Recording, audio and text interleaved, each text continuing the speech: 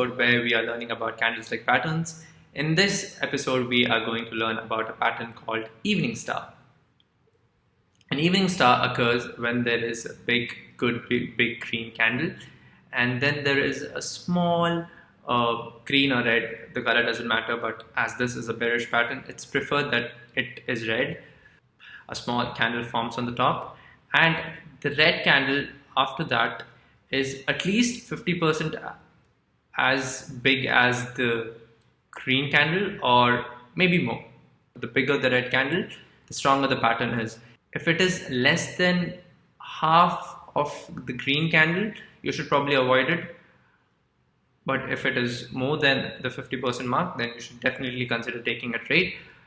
There are a few things that you need to take care while entering the trade. First, there should be an uptrend going on, as this is a bearish pattern. Next, the entry, you should take an entry if another red candle within the next 2 or 3 candles closes below the low of any of the green or the red candle.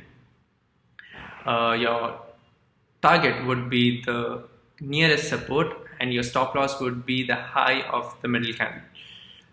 We will look into an example. If you see, this is a chart of Hero MotoCorp.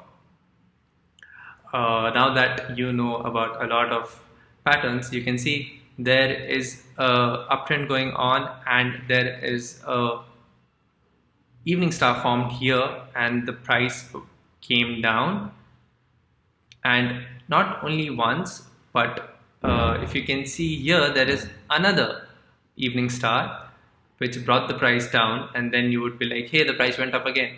Then if you see, there is a bearish Harami which again took the price down. So we see at least 3 patterns forming here, and all the patterns giving its results.